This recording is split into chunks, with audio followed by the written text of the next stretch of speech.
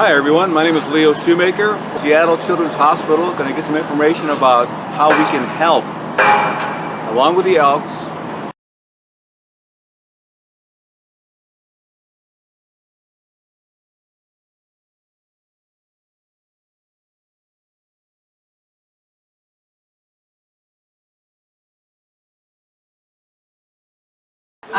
For those of you that I haven't met, which is not many of you, I'm Katie Fath, and I work here in the foundation at Seattle Children's, specifically with corporations and other groups in the community that want to raise funds for the hospital. So the Elks have been a partner of mine for a long time now, and I look forward to this day every year because your group is one of the most passionate groups of fundraisers that I get the chance to work with. And it's really obvious that your heart is in this work, and we're really grateful. So thank you for being here, and thank you for all that you do. We really appreciate having this, one of the oldest relationships in our history. So each year when you guys join us, we focus on a different topic. So I have a couple of things that I'll talk to you about today around what's new at the hospital, what we're working on. I'm sure you saw the construction going on outside when you arrived, so we'll talk a little bit about that. But first, I would love to introduce a featured speaker that we have with us today, just so you can hear a little bit more about the work and the programs that are happening at the hospital. And I'm going to read this so I get all of this right, Jay. Dr. Jay Sarthy is with us here today, and he's going to share a little bit about his work with you. But he was born in Seattle and moved to the Midwest and got his medical degree from Northwestern University in Chicago. He then returned back to Seattle for pediatric oncology training, and he now conducts research at Fred Hutch, as well as taking care of patients here at Seattle Children's. So Dr. Sarthy's research focuses primarily on understanding pediatric cancer epigenetics, and he has a focus on cutting-edge methods that provide new insight into how these cancers form and how we can treat them. I was telling Jim, I'm so glad that there are people like Dr. Sarthy here in our community that are thinking about this on our behalf every single day to make care better for the kids in our community. So please welcome Dr. Sarthy.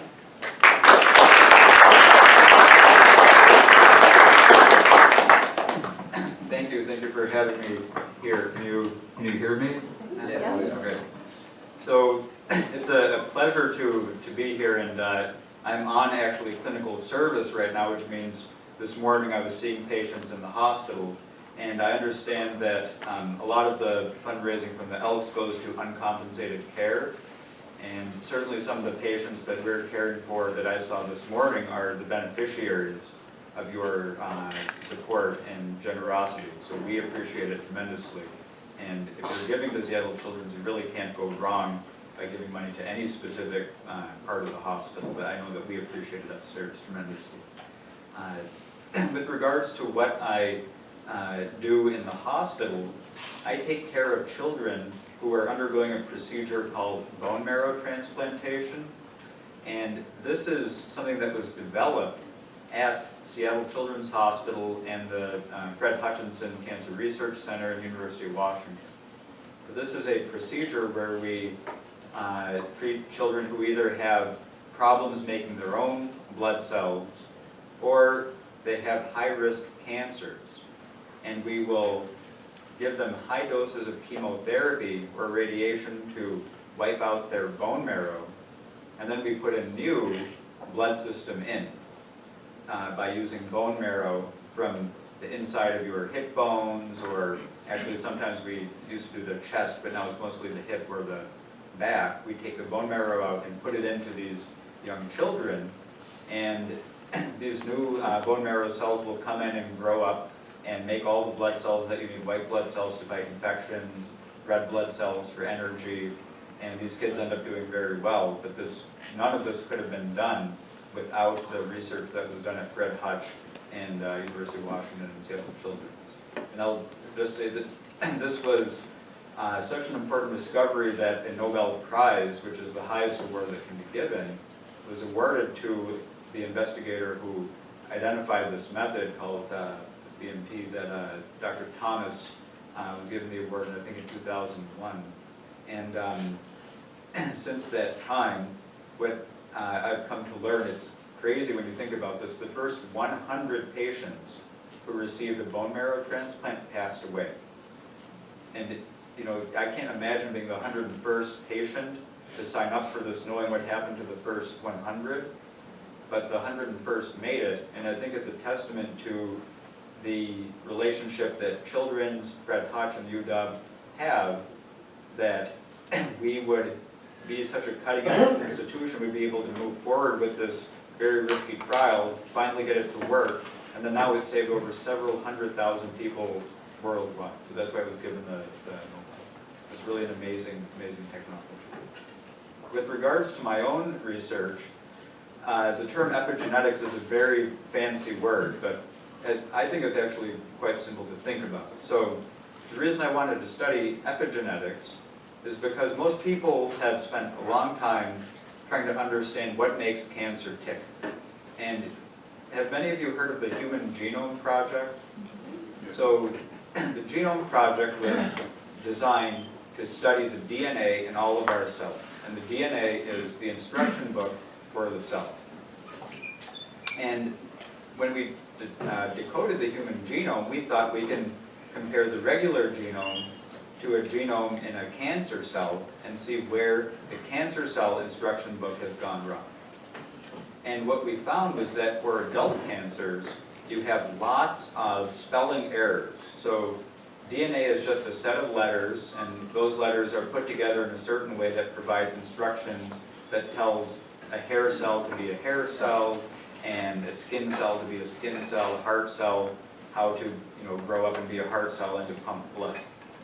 But in adult cancers, what we found is there are a lot of spelling mistakes, and so the cell gets very confused, and it just grows indefinitely and doesn't have the brakes to stop. So it's kind of an unlicensed instruction to just keep growing, keep growing, keep growing. Does that make sense so far? And when you think about adult cancers, the reasons that adults get cancer generally are from a lot of the things that adults experience over time. So exposure to sunlight. As we know, sun rays can damage DNA, and that can change the spelling of the DNA and lead to errors that cause unlicensed growth and cancer. Same thing with smoking, we know, can cause spelling errors, and then even alcohol or certain foods too can cause all of these spelling errors. But if you also think about these spelling errors causing cancer, well, kids don't smoke, they don't drink alcohol, and they haven't had a lifetime of eating a bunch of different foods that would put them at risk of developing cancer. So how do kids get cancer? We spent millions of dollars trying to decode the instruction book in kids' cancers, and we didn't find any spelling mistakes. And so finally, people gave up and said, oh, it must be something else. Okay, just studying the letters in kids' cancers doesn't have any impact on why they get cancer. And what we forgot to study is the spacing of the words. Okay, so it's not that you just have to have the right set of letters, but when you're writing an email to somebody or a letter, sending a text, if you just put all the words and letters in one big string, you can't interpret anything. And that's what we found was the case in pediatric cancers, is that they don't have spelling mistakes, they have mistakes in how the instructions are spaced, and that's what gives rise to these cancers. So this has been, this has been a major finding in pediatric cancer, that we now need to study how words are spaced in these cancers. And then we've also been designing drugs to restore the right spacing to get these to stop growing. So it's really been a fascinating area of research, and it's something that we've been doing in combination with Fred Hutch, which is a center that does research on cancer in adults and children. But it's amazing because we take samples from Seattle Children's Hospital. There's this great collaborative effort. So I get brain tumor samples or leukemia samples from children undergoing treatment here, we studied the spacing in the lab, and now we're able to test different drugs and see, does this drug restore the right spacing and stop these cells from growing? Does that drug have an effect? So it's really been a phenomenal experience to do research here. And I'd be happy to answer any questions you may have on this too. I have one. Sure. Why did you choose to go into this field? What led you down this path? Well, I had actually done graduate work. I had obtained a PhD in genetics, and I knew I wanted to apply the PhD to some discipline in medicine. And when you go and step on a pediatric cancer ward, it's very obvious what patients you want to work with. I mean, these kids, they don't smoke, they don't drink, they've never had these exposures, and they get these cancers, and it's the most unfair thing you could possibly imagine. You know, these kids who have done nothing, right, end up with these cancers that, if untreated or treated improperly, can end up taking their lives. So it was very easy for me to dedicate my career to helping these children fight through these difficult times.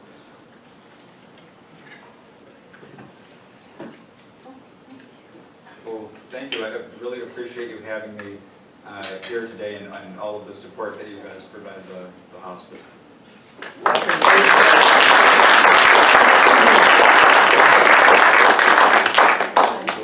Thank you so much. Thank you. Thank you very much. Thank you. Okay, well, that is inspiring to me. Absolutely. I will talk about the things I know about, which are numbers that don't relate to cancer care. But, okay, so the next thing I wanted to talk to you all about is a lot of you commented on how much we're growing when you arrived today, and that is very true. And I think very noticeable to people that come to our campus, and those of you that have been involved for a lot of years can see that a lot of things have been changing. But these are just some stats about where we are currently, the amount of kids that we see, and how long they're here, where they come from. You can see that Washington, Alaska, Montana, and Idaho is the region we call our region. So those are the kids that can receive uncompensated care when they come to the hospital, which is the money that you all are raising primarily. So it affects families as far away as Alaska, which I think is really cool. That those are the kids in our region. And we actually serve one of the largest land masses of any pediatric hospital in the country. And then this is a little bit about our workforce, which has also grown to support this growing need in our community. The thing I find most interesting about this information is that if you look down at the bottom, the Seattle Children's Volunteers, so we average about 146,000 volunteer hours last year. That's a lot of dedicated, amazing people. And I think that term that it takes a village is really true in a scenario like this. It takes a village to come into the hospital and give of your time and provide all of these special services that kids and families are in need of, but aren't critical to their care, but really add a lot to the care. We couldn't do that without the support of volunteers. The same thing is said for fundraising. If we didn't have community members working tirelessly to provide funding for things like uncompensated care and greatest needs or research or anything that people are interested in, we couldn't say yes to a family if they needed our help. So again, you are part of that, and it's very inspiring to see how the community has rallied around our patients and families. I wanted to bring this up because not only are we growing here, but we are growing in the region as well. I'm sure that many of you in different areas of the state might have heard that we have outpatient clinics, and these are some of the areas where we have outpatient clinics currently. Depending on the clinic, it changes what the services are, but we do have a lot of urgent care happening in these outpatient areas. We have a surgery and day procedure center in Bellevue. And the thought behind that really is to meet our patients and families where they are. You know, if your child needs an urgent care appointment and you live in Everett, can you go to that clinic instead of having to drive down to the hospital? the thing that we're learning as we move forward in this new era of medical care is, thankfully, kids are living longer with chronic diseases because we have figured out ways to treat conditions that we didn't know how to treat before. So now that turns into a lifetime of care for some of our patients.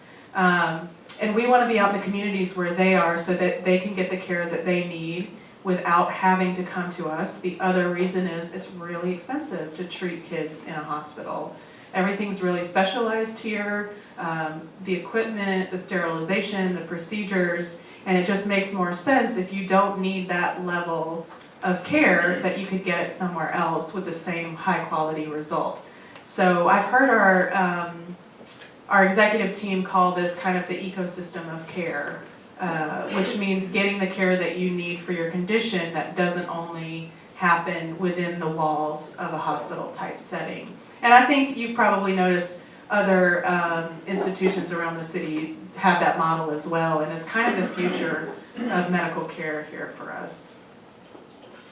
I wanted to bring this up. We haven't gotten all of our financial information back from last year, 2019, but kind of just to show you how much money we gave out in uncompensated care in 18. And we expect that number to go up again in 2019 as it has every single year. The need is higher and higher. And then you can kind of see the mixture of other sources where funding comes in. And I think the important thing about uncompensated care is it's not just for families who don't have medical insurance. So many of our patients have great medical insurance. Their parents have great jobs, but they are not prepared for cancer treatment, which none of us are, right? So uncompensated care is there for those families too, and I think that really hits home with a lot of people because it's so much more than just not having a job, you know, and it could happen to any one of us. So we're really grateful and lucky to have people that are willing to spend time and energy giving to that fund. Which leads to you all. I don't know if you got a chance to see your rock outside on the wall when you came in. We can look at that, or please look at it, take a picture when you're here. But I wanted to highlight this because, again, you are one of our oldest relationships here at the hospital. And I think this is a great symbol of our relationship because it's literally cemented into our walls here at the hospital. You are part of this legacy, as you can see with others who have given over the years and formed an amazing relationship with us. And I think it's really great that when patients and families come in and walk down these halls, they can spend time looking at the names on these rocks. Some of them individuals, some of them groups, some of them companies, but just to kind of know and see who's out there supporting them and that they're not alone. The other area that you all have been really had a strong presence for us is your Washington Elks therapy program. And we do refer kids to that program, so I know that that's a great and growing partnership, and we will continue that in the future. So thank you for being a part of that history, and we look forward to what the future holds for all of us. So what's new? So besides the building that's happening out here, we just completed our building cure, is what we're calling our new research institution downtown. I would love for anyone to come see that. If you have a chance, our next tour is March 5th at 11:30 a.m. And I'll give you information on how to RSVP to that if you are interested. It is an amazing state-of-the-art facility. And some of the things that are in it, it's nice to be down in that South Lake Union hub because that's where a lot of the biotech and research is happening in our city. And so there's great synergy there with our researchers and programs and others in the area. Jay mentioned Fred Hutch as a partner and SCCA and others. So it's great to be in that spot. But it's 1 million square feet and it will house, one of the things that I'm most excited about is it's called Good Manufacturing Practice Facility, or we are calling it the Cure Factory. But this is where we are going to physically make these treatments that are personalized medicine that will go back to patients. One of the best examples of that is immunotherapy. So some of you may have heard of this before.